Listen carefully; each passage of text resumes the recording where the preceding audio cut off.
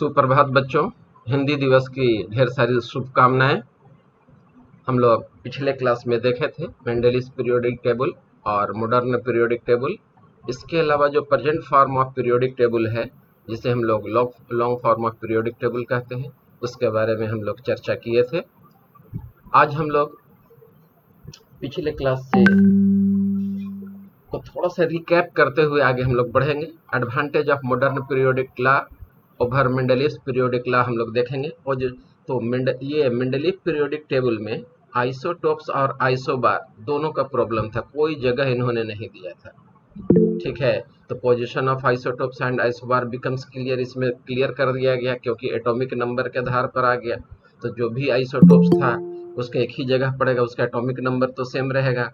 और atomic isobar वाले के केस में क्या होता है, एटॉमिक नंबर अलग अलग हो जाता है, तो उसका भी पोजीशन मिल गया। Position of lanthanide and actinides are justified, इसको हम लोग जस्टिफाई किए। पहले क्लियर ही नहीं था मेंडलीफ के टाइम में कि ये थर्ड बी से है कि थर्ड ए से है, वो क्लियर कर दिया गया। But position of hydrogen is still controversial, लेकिन हाइड्रोजन आपको अल्कली मेटल की तरह भी बिहेवियर करता है, शो करता है, आपको हाइड्रोजन की तरह बिहेवियर शो करता है। फिर ग्रुप फोर्थ एलिमेंट यानी 14 या फोर्थ ए की तरह भी बिहेव करता है, जैसे कार्बन फैमिली की तरह। ठीक है, अब हम लोग demerit of long form of the periodic table देखेंगे। तो इसमें failure of sequence of filling of electron uniformly, जैसे क्रोमियम के केस में हम लोग देखे थे 4s1 3d5 कर दिए थे, जबकि अगर आप वो प्रिंसिपल लगाते हैं तो वहाँ 4s2 3d4 आना चाहिए, लेकिन 3d4 ऑर्बिटल कम स्टेबल है, 3d5 ऑर्बिटल ज़्यादा स्टेबल है, जिसके लिए उसको हम लोग किए क्या कि एक इलेक्ट्रॉन 4s2 से प्रमोट करा के 3d4 में डाल दिए, जिसे ये 4s1 बन गया और वो 3d5 बन गया। हाफ फील्ड ऑर्बिटल होने की वजह से ज़्यादा स्टेबल हो गया। ठीक है, उसी तरह से हम लोग कॉपर के केस में देखें कि अहबो प्रिंसिपल के हिसाब से अगर इलेक्ट्रॉनिक कन्फिग्रेशन लिखा जाए तो लास्ट इलेक्ट्रॉनिक कन्फिग्रेशन जो होता है उसका 4s1 3d10 होता है, लेकिन अगर अहबो प्रिंसिपल के हिसाब से देखें तो वो हो जाएगा 4s2 3d9, but 3d9 orbital is less stable, therefore one electron is promoted from 4s1 to 3d9 to make it 3d10। 3d10 जो होता है ज़्यादा स्टेबल होता है, और क्यों स्टेबल होता है ये बता चुका हूँ मैं। और लेंथेनाइड और एक्टिनाइड्स का एकोमोडेशन का जो प्रॉब्लम था, ठीक है, वो जैसे हम लोग करते क्या है कि मेन बॉडी में नहीं रखते, उठा करके बेस पर रख देते हैं। ठीक है, तो अभी तक इसका प्रॉब्लम है लेंथेनाइड और actinides, it is not accommodated in the main body of the periodic table, it is kept at the base of the periodic table. और इसका मेन वजह है वहाँ पर जगह नहीं है। अगर हम लोग राइट हैंड साइड में जाते हैं तो एटॉमिक नंबर चेंज हो जाएगा, दूसरे का जगह वहाँ पर है, और 3 डायमेंशनल होगा नहीं, जो कि हम लोग उसको क्या कहा जाता है परपेंडिकुलर डाल करके आगे की तरफ रख देंगे, इसीलिए ये बेस पर रखा हुआ है वो। आइए डिस्क्रिप्शन, हाँ बेटा बोलिए। ज्वाइन करना चाह रही है रिया। अच्छा ठीक है बेटा।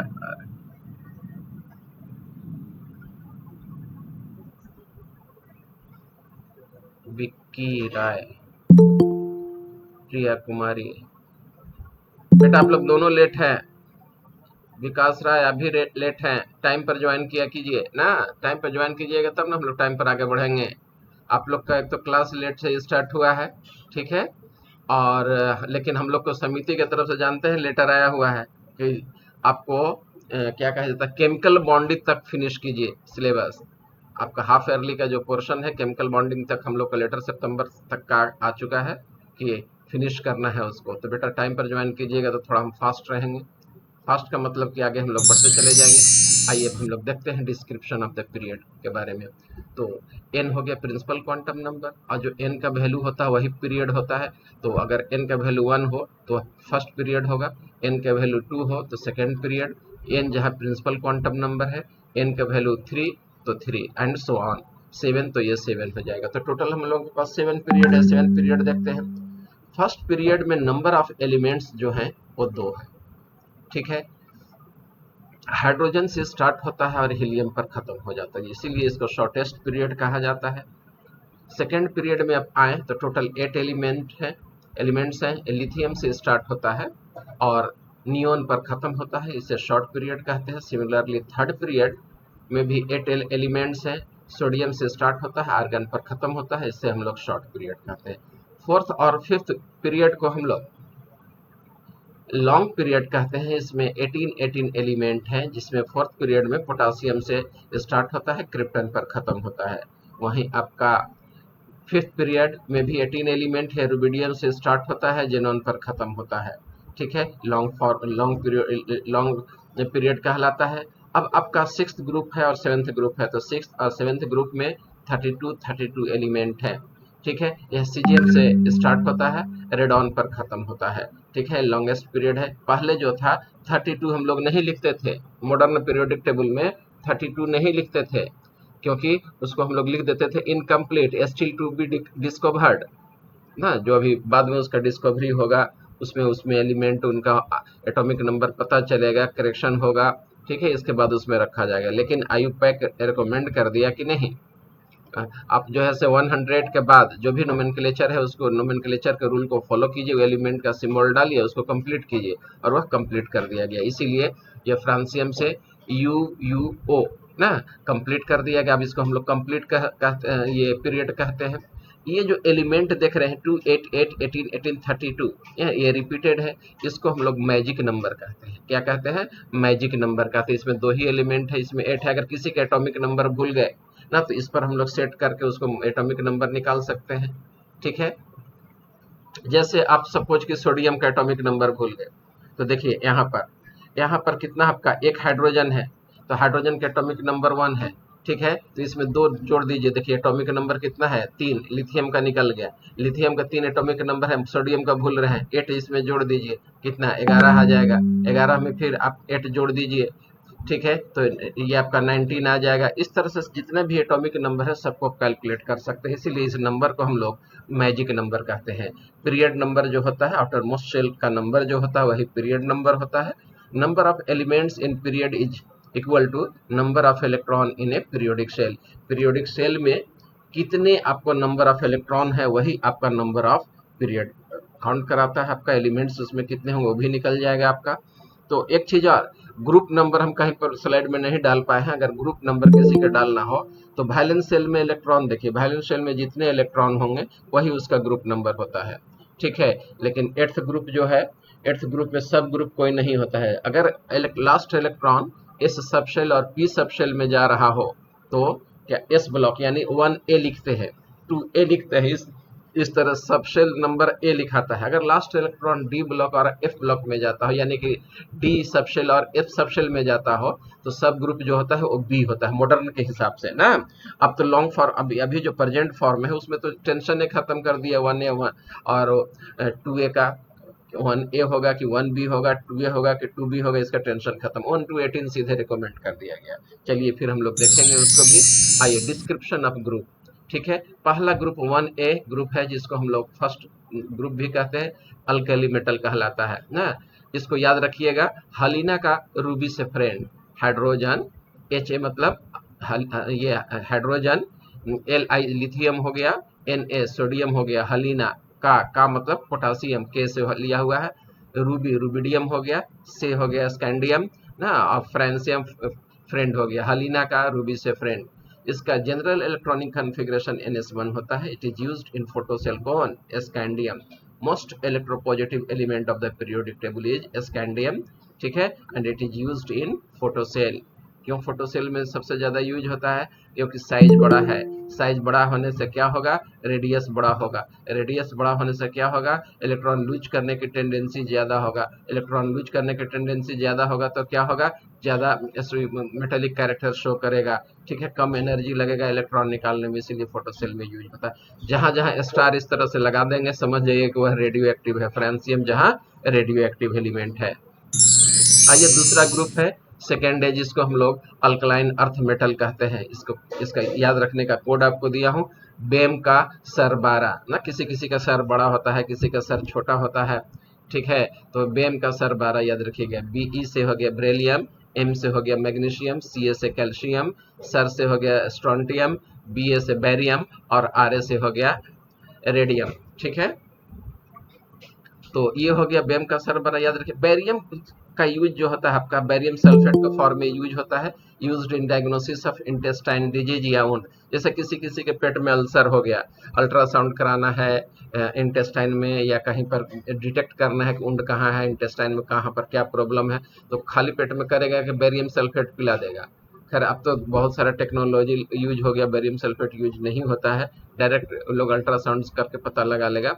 लेकिन पहले होता था क्या कि बेरियम सल्फेट का सोल्यूशन पिला दिए, ठीक है, इसके बाद उसको जहाँ जा करके जहाँ उंड रहता था बेरियम सल्फेट जा करके वहाँ पर रुक जाता था, फिर उसको डिटेक्ट कर लेते थे कि बेरियम सल्फेट कहाँ जाकर रुका हुआ है, और इस तरह से पता चल जाता था। वहीं रेडियम आपका radio active substance, it is used in radiotherapy, cancer के ट्रीटमेंट वगैरह में इसका यूज होता है। ज्वाइन करना चाह रहा है।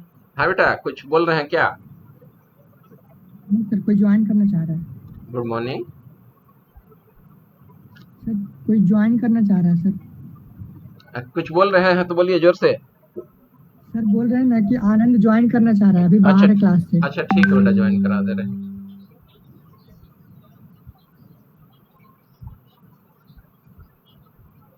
अभिषेक, आनंद को भी बोलिए ज्वाइन करेगा।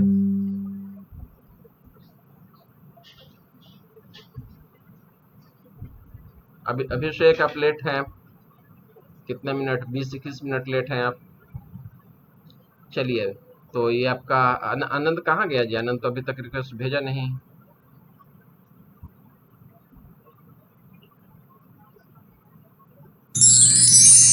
हाँ जी, तो हम लोग देख रहे थे सेकेंड ए ग्रुप एलिमेंट, ये मैं डिस्कस कर चुका हूँ। आइए हम लोग देखते हैं 1B।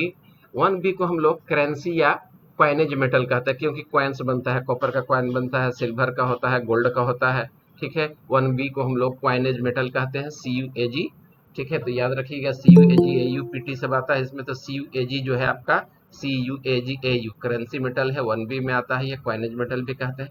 ग्रुप 13 एलिमेंट को हम लोग बोरॉन फैमिली भी कहते हैं। क्या कहते हैं? Boron family.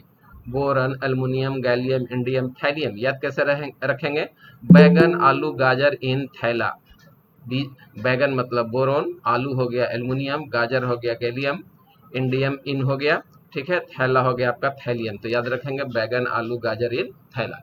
ग्रुप 14 एलिमेंट को हम लोग कार्बन फैमिली कहते हैं, और कार्बन फैमिली में आपका शशि जी SNPB। जैसे आपके यहाँ कोई गेस्ट जा रहे हैं, ठीक है, तो ना कहते हैं कोल्ड ड्रिंक्स पियेंगे कि हॉट ड्रिंक्स पियेंगे, ठीक है, क्या पियेंगे, तो शशि जी आपके यहाँ गए हैं, वही आपको पूछ रहे हैं शशि जी SNPB।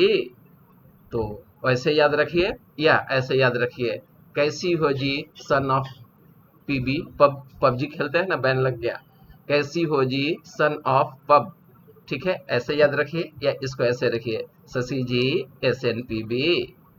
तो ये हो गया आपका ग्रुप 14 एलिमेंट, इसको याद रखना है आपको। आइए हम लोग ग्रुप 15 एलिमेंट को देखते हैं, जिसको हम लोग नाइट्रोजन फैमिली भी कहते हैं, ठीक है। इसको हम लोग, इसका यूज जो होता है नाइट्रोजन फैमिली का फर्टिलाइजर बनाने में होता है, जैसे सोडियम फॉस्फेट, सोडियम नाइट्रेट, ठीक है। और एक वर्ड है जिसका जो वर्ड आपको नाइट्रोजन लिखा हुआ है, नाइट्रोजन फैमिली भी कहते हैं इसको, ठीक है। तो आपका नाइट्रोजन पहले था, ठीक है, अब बदलते बदलते नाइट्रोजन हो गया। तो नाइट्रोजन का मतलब होता है सफोकेटिंग, नाइट्रोजन सफोकेटिंग होता है, मतलब कि इसके प्रेजेंस में कोई आग नहीं लगेगा, ठीक है, तो इसीलिए सफोकेटिंग की वजह से नाइट्रोजन वर्ड आया, और नाइट्रोजन फैमिली इसको कहा जाता है, ठीक है। तो आइए इसमें है न पास भी, न पढ़ भी, न पास भी, ठीक है, न पढ़ भी, न पास भी। याद रखिएगा, nitrogen, phosphorus, arsenic, antimony, bismuth, ठीक है। या दूसरे ढंग से अगर याद रखना चाहे तो ऐसे रख सकते हैं, नहीं पसंद ऐसे सब भाई, जो नहीं पढ़ते वो उनको कोई पसंद नहीं करता, नहीं पसंद ऐसे सब भाई, न पास भी, न पढ़ भी, ठीक है, न पास भी, न पास भी, न पास भी, ऐसे याद रखिए, या ऐसे याद रखिए, नहीं पसंद ऐसे सब भाई।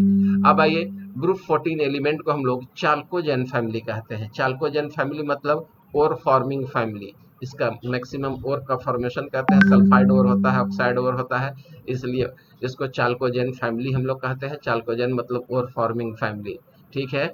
जैसे एक आप बचपन में गेम खेलते होंगे, छोटा छोटा खपड़ा रख दिए, ठीक है, और क्या दो ग्रुप बन जाता है बच्चों का, और छोटा सा बॉल से खपड़ा को मारते हैं टाइल्स पर, खपड़ा गिर जाता है टाइल्स, तो एक ग्रुप वाला चढ़ाता है उस पर, तो दूसरे ग्रुप वाला उसको पिटाई करता है, ठीक है। तो क्या बोलते हैं उसको, कौन सा गेम बोलते हैं? पीटो बोलते थे ना, पीटो। तो वही पीटो है, पीटो ना बोल करके टेपो यहाँ बोलना है। ओ शशि टेपो, याद रखिएगा, ओ शशि टेपो ना। ओ से हो गया आपका ऑक्सीजन, एस से हो गया, स से हो गया सल्फर, से हो गया सेलेनियम, टी से हो गया टेल्यूरियम, पो से हो गया पोलोनियम। ग्रुप से 17 एलिमेंट को हम लोग कैसे याद रखेंगे? फकल बिरियत याद रखिए या फिर कल बहार आई आंटी, ऐसे याद रखिए। दोनों में से कोई एक टेक्निक यूज कीजिए, फिर कल बहार आई आंटी या फकल बिरियत जैसे याद कीजिए। Fluorine, chlorine, bromine, iodine, astatine. Bromine जहां आपका क्या है, ये लिक्विड है एट रूम टेम्परेचर, ठीक है। ग्रुप 18 एलिमेंट जिसको नोबल गैसेज कहते हैं, नट गैसेज कहते हैं। हिनी और करजी रन, याद रखना है इसको, हिनी और करजी रन दोनों भाग गए। हिनी और करजी रन। ही से हो गया हीलियम, नी से हो गया नियोन, और से हो गया आर्गन ना, और कर से हो गया क्रिप्टन, जी से हो गया जेनॉन, ये हो गया आपका रेडॉन, रन रेडॉन, ठीक है। इसमें सबसे ज्यादा आर्गन मोस्ट एबंडेंट एलिमेंट है आपको किसमें? Noble gases, among the noble gases, ठीक है। ये मैनमेड है, मैनमेड मतलब कि does not found in nature, मतलब कि आदमी इसको बनाया होगा ना। तो इस जितने भी मैन मेड एलिमेंट होते हैं सभी के सभी रेडियो एक्टिव होते हैं, तब हमको कहने की जरूरत नहीं पड़ेगा कि रेडॉन रेडियो एक्टिव होगा, क्योंकि मैन मेड है। आफ्टर यूरेनियम ना, after 92 all elements are man made and known as transuranic element, और उन्हें हम लोग ट्रांस यूरेनिक एलिमेंट कहते हैं, ठीक है। इसमें क्रिप्टन एक ऐसा एलिमेंट है, ठीक है, जो कि एक या दो एक कंपाउंड इसका आइसोलेट किया गया है, केमिकल रिएक्शन में टेक पार्ट करता है। जेनॉन का कुछ आपका ज्यादा कंपाउंड मिलते हैं, ठीक है, जैसे xenon difluoride, xenon tetrafluoride, xenon hexafluoride, ये सब मिलता है। Xenon also take nowadays noble gases are not noble ना, specially xenon take part in chemical reaction, ठीक है। तो याद रखेंगे जेनॉन के कंपाउंड मिलते हैं, अब ये नोबल नहीं गया है, नट गैसेज अपना रह नहीं गया है ये। अब आइए IUPAC nomenclature of element with atomic number more then 100 ना। तो इसके लिए हम लोग करते क्या है, कुछ रूट वर्ड है, इसको याद करना पड़ेगा। जैसे अगर जीरो, अगर एटॉमिक नंबर में अगर कहीं पर जीरो आ रहा है तो उसको हम लोग नील कहते हैं। उसके लिए एब्रिविएशन जो है, सिंबल है एन ना। 1 के लिए अन, एब्रिविएशन हो गया यू, ठीक है। 2 के लिए हो गया बाई, बी। 3 के लिए हो गया ट्राई यानी टी। 4 के लिए हो गया क्वाड, क्यू। 5 के लिए पेंट, पी ना, हेक्स। 6 के लिए हेक्स, एच। 7 के लिए सेप्ट, और ये हो गया एस सेप्ट के लिए। 8 के लिए ऑक्ट, ठीक है, इसके लिए 0, और एन, ये 9 के लिए हो गया एन ना। तो नॉन नहीं, नॉन ऑर्गेनिक में होता है, एन पढ़ेंगे इसको, एन ना। सिंबल हो गया ई। अब की कोई भी हम लोग को एटॉमिक नंबर बनाना है, जैसे 100 एटॉमिक नंबर है, इसका यूपैक लिखना है, तो 100 का कितना हो जाएगा? 1 के लिए देखिए अन है ना, और 0 के लिए हो गया नील नील, तो ये अन नील नीलियम, लास्ट में आई यू एम जोड़ दिया जाता है ना, अन नील नीलियम, ये हो जाएगा। अब हम लोग को क्या कहा जाता है, 110 का लिखना है, ठीक है, एटॉमिक नंबर 110 है, उसका आयुपैक लिखना है। तो 1 के लिए क्या हो जाएगा अन, दूसरा बार भी अन, और 0 के लिए हो गया नील, और नील में आई यू एम जोड़ दीजिए, तो अन अन नीलियम ऐसे लिखा जाएगा। कुछ एटॉमिक नंबर है, ठीक है। तो मैं जैसा कि आपको बताया कि लास्ट में आई यू एम जोड़ना है उसमें, अब उसका एटॉमिक नंबर है, आयुपैक आप जरूर उसका सीखेंगे, लिखेंगे आप, ठीक है। अब जैसे है 101 है, तो 1 के लिए अन हो गया, 0 के लिए नील हो गया, फिर अन के लिए अन हो गया, तो अन में आई यू एम लगा दिया, तो अन नील अनियम, यही हो गया, ठीक है।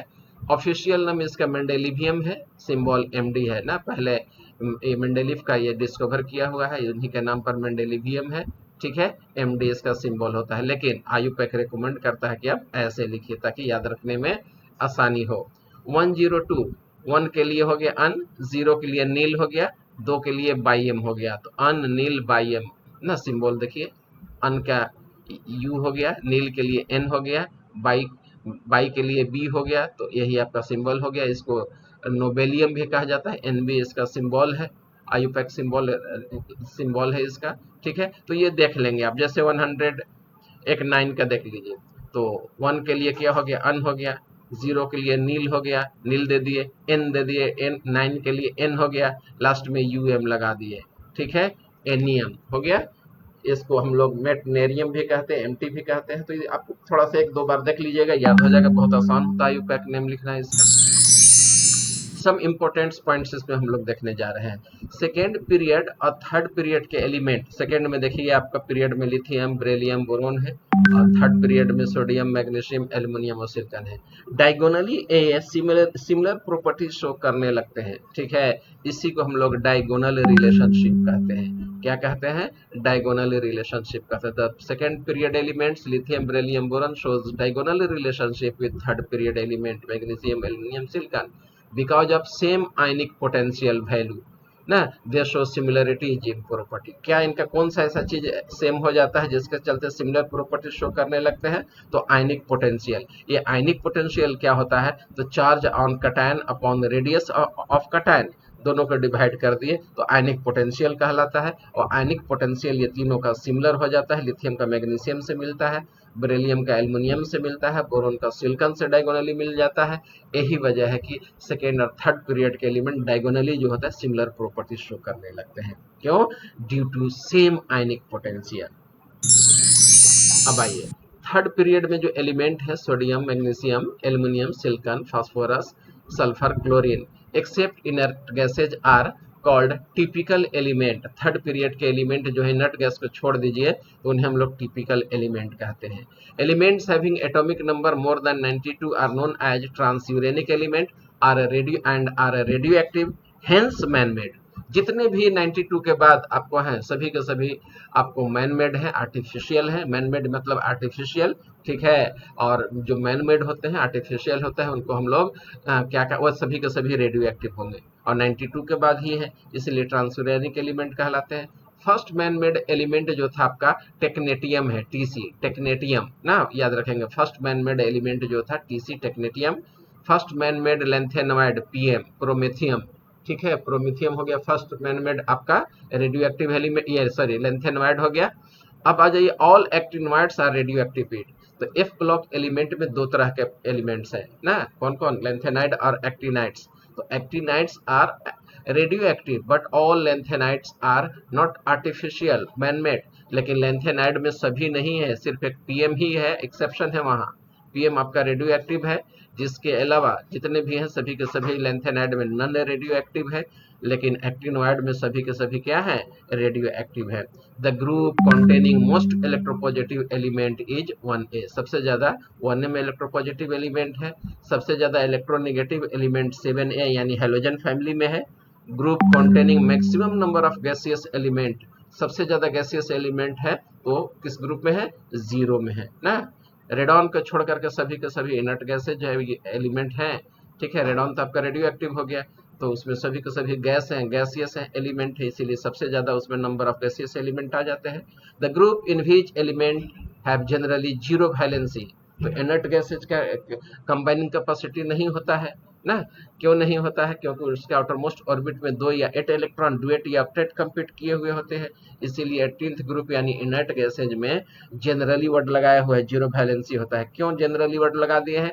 क्योंकि क्रिप्टन और xenon, specially xenon will take part in bond formation with highly electronegative element like fluorine ना। और क्यों ये बॉन्ड फॉर्मेशन में टेक पार्ट करते हैं? Because its ionization potential is similar to that of the oxygen. जब oxygen chemical bond में take part करता है, जिसका जितना उसका आयोनाइजेशन पोटेंशियल है उतना ही आपका जेनॉन का आयोनाइजेशन पोटेंशियल। तो जेनॉन क्यों नहीं केमिकल बॉन्ड में टेक पार्ट करेगा? और इसी चीज को साइंटिस्ट के दिमाग में बार बार स्ट्राइक करता था, और वह ये क्या कहा जाता है, ऑक्सीजन के कंपाउंड की तरह आपको जेनॉन का भी कंपाउंड तैयार कर दिया, ठीक है। अब आ जाइए number of gaseous, total gaseous element 11 है। Hydrogen, nitrogen, oxygen, fluorine, chlorine and noble gases को जोड़ दीजिए तो टोटल 11 गैसेज है। लिक्विड एलिमेंट्स टोटल 6 हैं, caesium, francium, gallium, mercury, bromine और यूबी के नाम आसानी से आप दे सकते हैं, ठीक है, उधर पढ़ा चुका हूं मैं। अब number of liquid elements at room temperature सिर्फ 2 ही है, याद रखेंगे। कौन कौन है आपका? तो मरकरी है और ब्रोमीन है, 2 ही एलिमेंट है जो रूम टेम्परेचर पर आपका लिक्विड है, बाकी ये सब एबव द रूम टेम्परेचर है, ठीक है। आइए number of solid elements total 95 है। कब? जब हम लोग 112 एलिमेंट डिस्कवर्ड कंसिडर कर लें तो total number of solid element जो होते हैं 95 हो जाएंगे। आइए, second period containing maximum number of gaseous element है, जिसमें 4 गैस है टोटल, नाइट्रोजन, ऑक्सीजन, फ्लोरीन और neon. Third period, third B जो है group is called longest period group having 32 elements including 14 lanthanoid and 14 actinide. आइए पीरियोडिसिटी क्या है, periodicity के बारे में हम लोग चर्चा करेंगे। तो मॉडर्न पीरियोडिक टेबल हो या ये आपका मेंडेलीफ हो, दोनों में हम लोग देखे थे क्या कि एटॉमिक ये chemical properties and physical property, that means the physical properties of the elements are periodic function of their atomic number, अर्थात when the elements are arranged in increasing order of their atomic number after some interval they show repeated property। तो some interval के बाद जो repeated property मिलता है यही periodicity कहलाने लगता है। तो in a period the ultimate orbit remains same, किसी भी पीरियड में आप जा रहे हैं तो नंबर ऑफ ऑर्बिट तो सेम रहेगा, क्योंकि जो आउटर मोस्ट शेल नंबर होता है वही पीरियड नंबर होता है। तो जो पीरियड नंबर हो गया रिमेन सेम हो गया, but the number of electron gradually increases, लेकिन इलेक्ट्रॉन जो होता है ग्रेजुअली इंक्रीज करता चला जाता है, बढ़ता चला जाता है। क्यों? क्योंकि एटॉमिक नंबर बढ़ रहा है। तो atomic number is equal to number of proton, proton बढ़ेगा, और वह न्यूट्रल एटम की बात कर रहा है तो नंबर ऑफ इलेक्ट्रॉन भी उसमें उतना ही होगा, इसलिए इलेक्ट्रॉन बढ़ेगा। In a group the number of electron in the ultimate orbit remain same but the valence value of n increase है। लेकिन जब ग्रुप में आप आइएगा तो प्रिंसिपल क्वांटम नंबर का वैल्यू बढ़ता चला जाएगा ना, क्योंकि आपका पीरियड बढ़ता चला जाएगा, एन बढ़ने से पीरियड बढ़ जाएगा आपका, तो क्या होगा, साइज बढ़ता चला जाएगा। लेकिन वैलेंस इलेक्ट्रॉन क्या होता है, रिमेन सेम होता है। ठीक है, cause of periodicity due to same outermost shell electronic configuration coming at regular interval, elements with similar properties occurs at the interval of 2 8 8 18 18 32। ठीक है, तो इस तरह से मैजिक नंबर एक रीजन हो गया, इतना बार रिपीट होना ही है एलिमेंट सेम प्रॉपर्टी वाले। ठीक है, इसी वजह है कि वे पीरियोडिसिटी शो करते हैं। Screening effect and effective nuclear charge, तो आइए इसको मैं कर्सर लेके आपको समझाता हूं। ठीक है,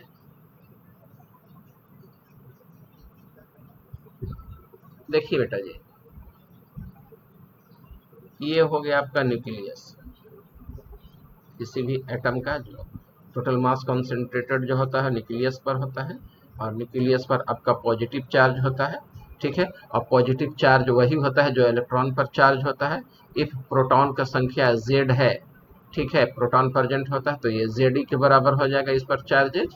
ठीक है, ये शेल हो गया आपका, ये देखिए ये शेल हो गया, ये शेल हो गया, ये शेल हो गया। इन सभी शेलों में भी तो इलेक्ट्रॉन होता है, ये आउटर मोस्ट ऑर्बिट का इलेक्ट्रॉन ना, और ये Zd जहाँ जिस पर आप कह रहे हैं पॉजिटिव चार्ज प्रोटॉन, इसके बीच में क्या लगेगा, अट्रैक्टिव फोर्स लगेगा। क्या लगेगा, अट्रैक्टिव फोर्स लगेगा।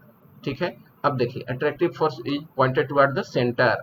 ठीक है, और ये कूलम्बिक फोर्सेज होता है, और ये हम लोग देते हैं F is equal to 1/4 pi epsilon naught या K।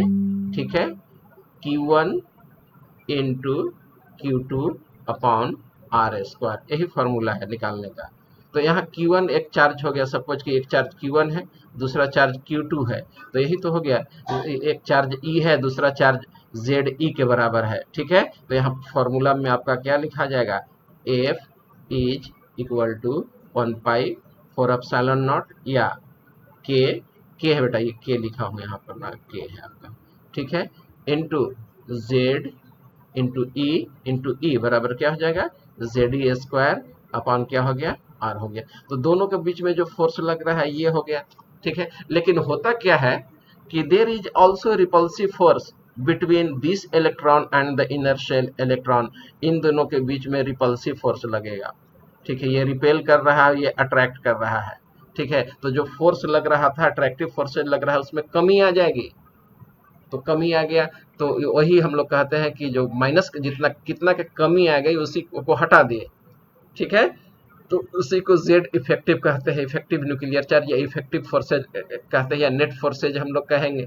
तो वही हो गया आपका effective nuclear charge. Nuclear charge क्या हो गया, यही तो हो गया एफ 1/k जो फोर्स लग रहा है 1/k इंटू ZE² यही था आपका। लेकिन रिपल्सिव फोर्स के चलते ये फोर्स क्या होगा, हमेशा कम होगा, तो इसी को नेट फोर्सेज कहते हैं। चार्जेज उतना फील नहीं कर पाएगा, जितने चार्जेज के चलते फोर्स लग रहा था उतना फील नहीं करेगा, कम फील करेगा, ठीक है। तो यही इफेक्टिव हो गया, ठीक, कितना हो गया, ठीक है। क्यों, क्योंकि कुछ तो रिपल्सिव फोर्स लग रहा था, तो जो रिपल्सिव फोर्स लग रहा था इसी को हम लोग स्क्रीनिंग इफेक्ट कहते हैं या शील्डिंग इफेक्ट कहते हैं। क्यों शील्डिंग इफेक्ट कहते हैं, स्क्रीनिंग इफेक्ट कहते हैं, मानो ऐसा प्रतीत होता हो जैसे यह इलेक्ट्रॉन, यह इनर इलेक्ट्रॉन जो है आउटर मोस्ट इलेक्ट्रॉन के लिए स्क्रीन का काम कर रहा हो, शील्ड का काम कर रहा है, पर्दा का काम कर रहा हो ना, जिसके चलते जो अट्रैक्टिव फोर्सेज लग रहे थे न्यूक्लियस के तरफ वो डिक्रीज कर गया, घट गया। इसीलिए इस रिपल्सिव फोर्स को हम लोग क्या कहते हैं, आपको स्क्रीनिंग इफेक्ट या क्या कह देंगे, बोलिए, दूसरा नाम एक वर्ड बोला था, शील्डिंग इफेक्ट कहते हैं। आइए अब एक करके आपको आगे हम बढ़ते हैं। Valence shell electron suffers force of attraction due to nucleus and force of repulsion due to inner shell electron. The decrease in force of attraction on valence electron due to inner shell electron is called screening effect और shielding effect, ठीक है। जो force decrease कर गया या repulsive force, सीधे याद रखिए जो रिपल्सिव फोर्स हो गया वो आपका शील्डिंग इफेक्ट कहला गया, या हम लोग उसी को हम लोग क्या कह रहे हैं, स्क्रीनिंग इफेक्ट कह रहे हैं या शील्डिंग इफेक्ट कह रहे हैं। तो टोटल रिपल्सिव फोर्स जो लग रहा है आपका, ठीक है, इसी को हम लोग शील्डिंग इफेक्ट कह दिए। Due to screening effect valence shell electron experiences less forces of the attraction exerted by the nucleus. जो नेट फोर्सेज लग गया तो ऐसा लगेगा कि जैसे चार्जेज कम हो, तो उसी को हम लोग इफेक्टिव न्यूक्लियर चार्ज कहते हैं। The total attraction force experienced bye valence electron is Z effective, मतलब इफेक्टिव न्यूक्लियर चार्ज, ठीक है। there is a reduction in nuclear charge due to screening effect, और स्क्रीनिंग इफेक्ट के चलते जो न्यूक्लियर चार्ज जितना ZE के बराबर होना चाहिए था, लेकिन ZE इंटू E के बराबर होना चाहिए, तो उतना नहीं होगा, लगेगा कि कम है, इसीलिए कम अट्रैक्टिव फोर्सेज हो रहा है, ठीक है। न्यूक्लियर चार्जेज बराबर Z हो गया आपका। इफेक्टिव न्यूक्लियर चार्जेज को हम लोग इंडिकेट करते हैं Z इफेक्टिव से, और सिग्मा हो गया आपका screening constant. Screening constant confuse नहीं कीजिएगा, स्क्रीनिंग कांस्टेंट या आपका स्क्रीनिंग इफेक्ट या शील्डिंग इफेक्ट एक ही चीज है। तो आपका Z इफेक्टिव को ये फॉर्मूला हम लोग निकाल सकते हैं। Z इफेक्टिव बराबर कितना हो गया, तो न्यूक्लियर चार्ज हो गया Z मतलब हो गया Z इंटू E ना, या फोर्स जो लग रहा था आपका उधर बताए थे, यही तो है, यहीं पर तो बताए थे इसको।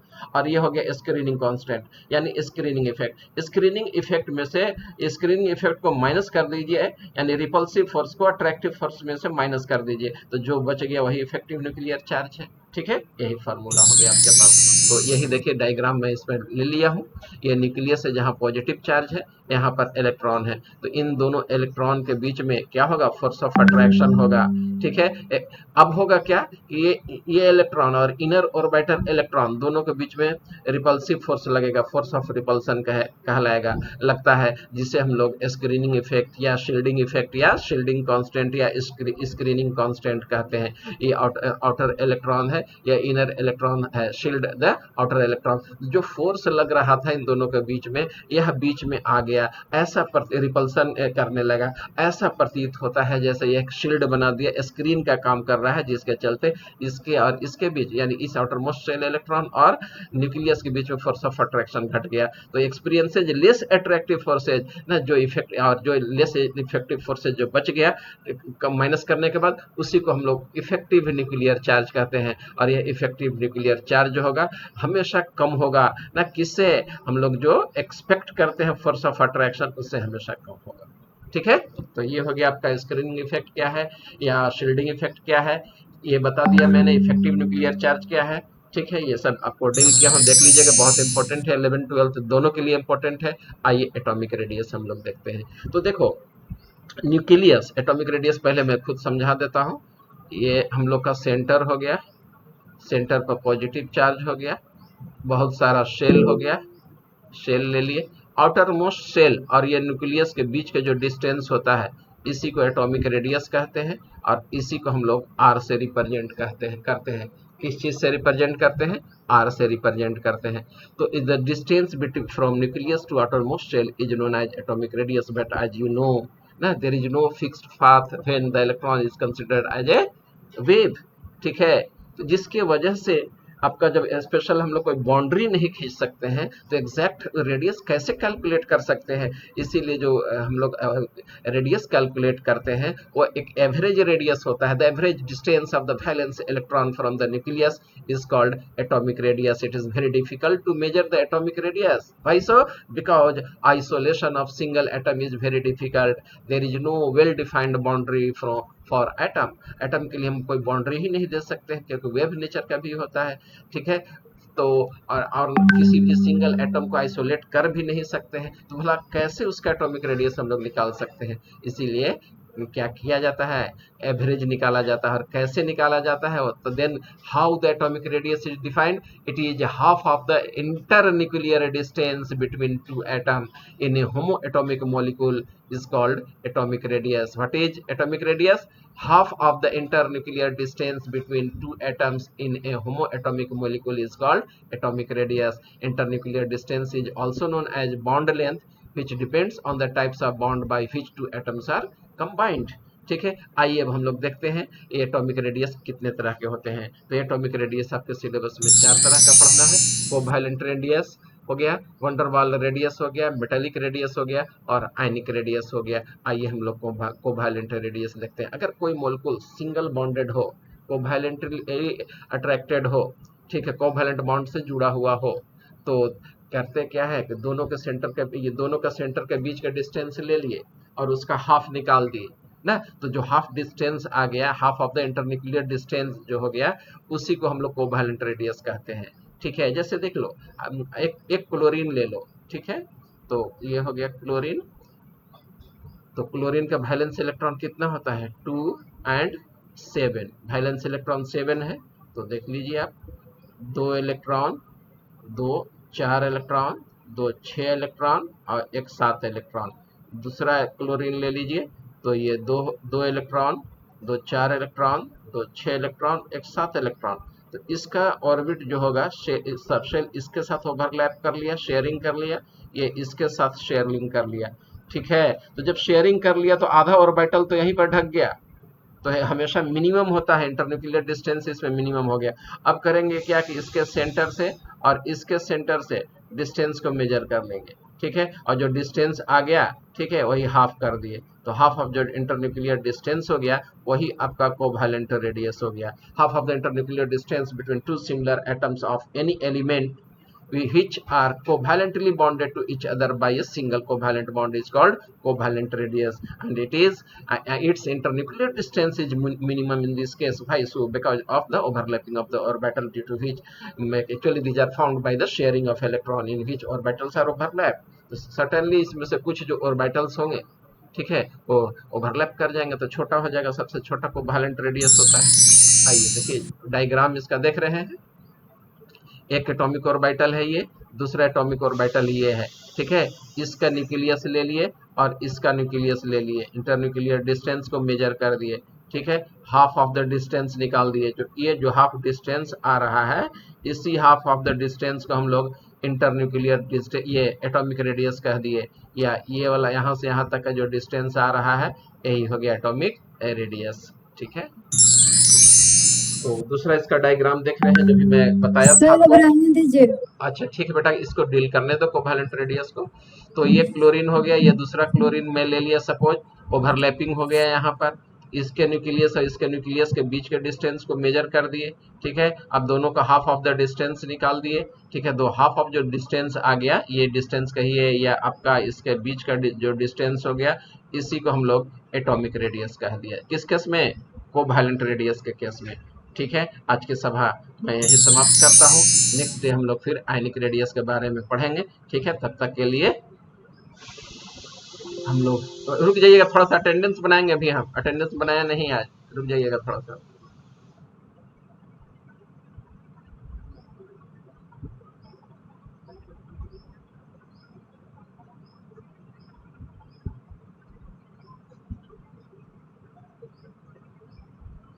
रुकिएगा थोड़ा सा, अटेंडेंस में जनरेट कर रहा हूँ।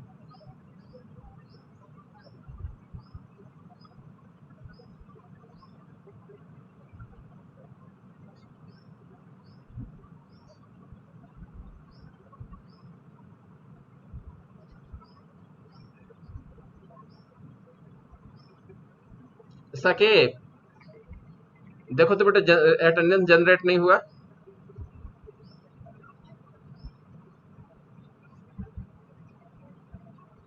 रुकिएगा बेटा, छोड़िएगा नहीं, अटेंडेंस को जनरेट करने दीजिए। देखो तो जनरेट नहीं हो रहा।